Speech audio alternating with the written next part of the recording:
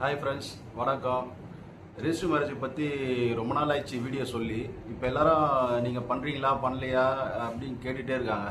நான் தினமும் register marriage பண்ணிட்டு தான் இருக்கேன். அதே மாதிரி நிறைய வீடியோவில் ரெஜிஸ்டர் மேரேஜ் பற்றி இந்த ப்ராசஸ்ஸு எப்படி பண்ணுறது, டாக்குமெண்ட் என்னென்ன வேணும்லாம் சொல்லியிருப்பாங்க.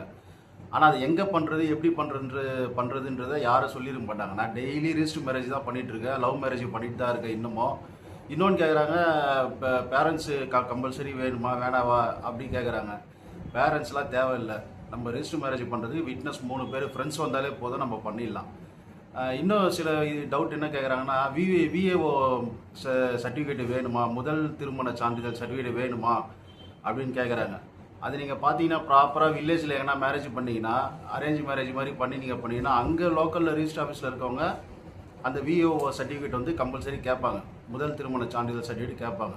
நம்ம இங்கே சென்னையில் இருக்கிறதுக்கு பண்ணுறதுக்கு அந்த மாதிரி எந்த சர்டிஃபிகேட்டும் தேவையில்லை. உங்கள் டாக்குமெண்ட் இருந்தால் போதும். நீங்கள் வந்து mark sheet, voter ID, Aadhaar card, age ப்ரூஃபுக்கு பார்த்தீங்கன்னா mark sheet, birth certificate, TC, passport, இதில் ஏதாவது ஒன்று வேணும் கம்பல்சரி.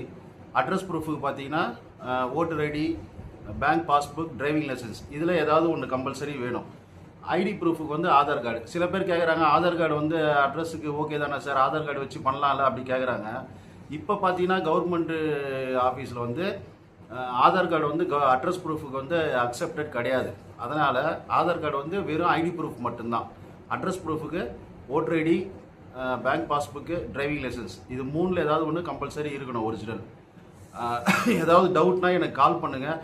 இன்னும் கேட்குறாங்க, நீங்கள் திருச்சியில் வந்து பண்ண முடியுமா, இதில் சேலத்தில் வந்து பண்ண முடியுமா கிட்டத்தில் அப்படி கேட்குறாங்க. ஏன்னா எங்களால் லாங் ட்ராவல் பண்ண முடியாது, வீட்டிலேருந்து இது வர முடியாது, சென்னை வரைக்கும் வர முடியாது அப்படி சொல்கிறாங்க. நான் வந்து சென்னையில் தான் இருக்கேன்.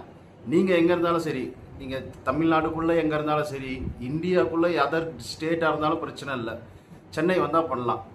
எந்த டவுட்டாக இருந்தாலும் எனக்கு ஃபோன் பண்ணுங்கள். என்னோடய நம்பர் அங்கே கொடுத்துருக்கேன். எதுவாக இருந்தாலும் வாட்ஸ்அப்பில் மெசேஜ் பண்ணாங்க, எதுவாக இருந்தாலும் கால் பண்ணுங்கள் எனக்கு.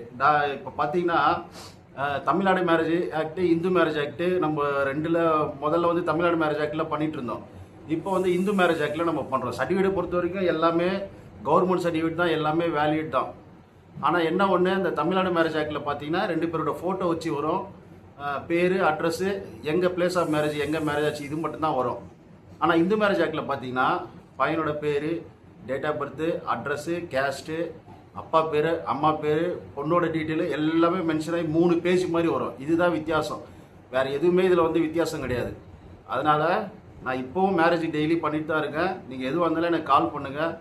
தேங்க்யூ.